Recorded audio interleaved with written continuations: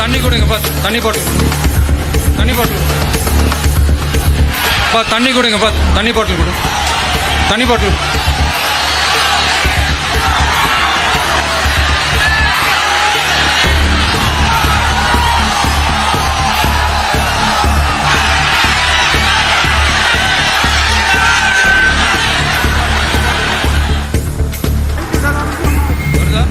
எப்படி போறது?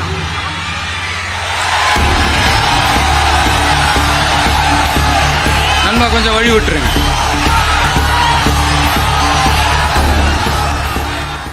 सत्ताईस सितंबर 2025 को तमिलनाडु के करूर जिले में हाल ही में एक बड़ी दुर्घटना हुई जिसने पूरे राज्य को हिला दिया।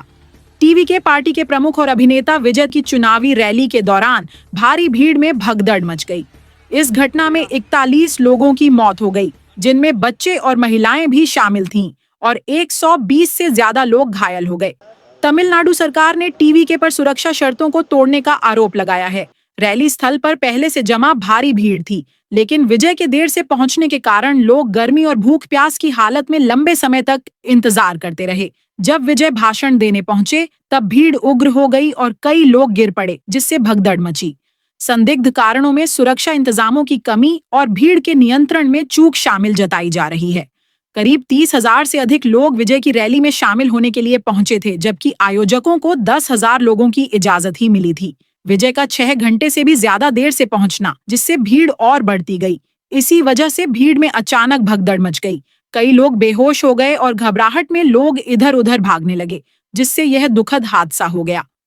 मुख्यमंत्री एम.के. स्टालिन ने इस घटना पर शोक जताया है और तुरंत जांच के आदेश दिए हैं।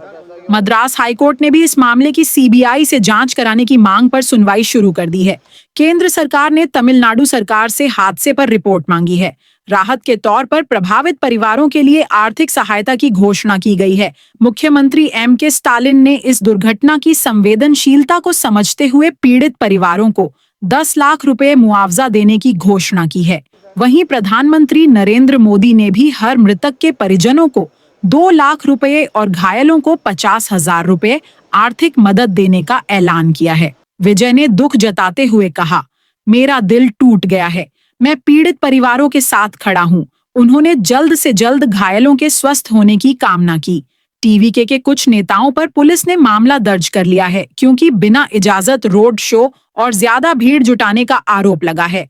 दूसरी ओर पार्टी ने कहा है कि यह एक बड़ी साजिश हो सकती है और पुलिस प्रशासन पर लापरवाही का आरोप लगाया है।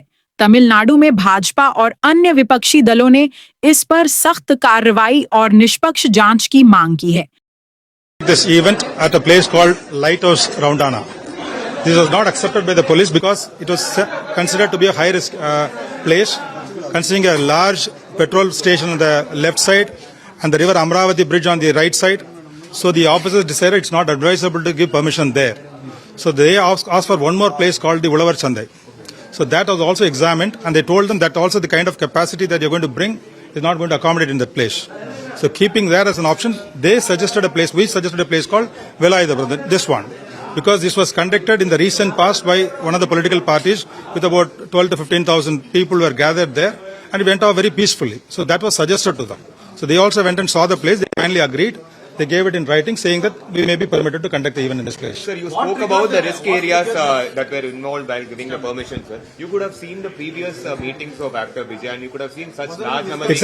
Exactly. See, because basically this is, in all these places, only thing is the crowd that is coming behind the vehicle and also joining the place where the meeting is happening. So this is actually intensifying at that point of time. Everybody wants to see the leader, and that's they are pushing towards the vehicle.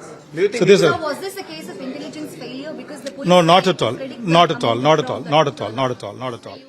यह घटना राज्य की राजनीति में बड़ी बहस का कारण बन गई है। आम लोग गुस्से और दुख में हैं।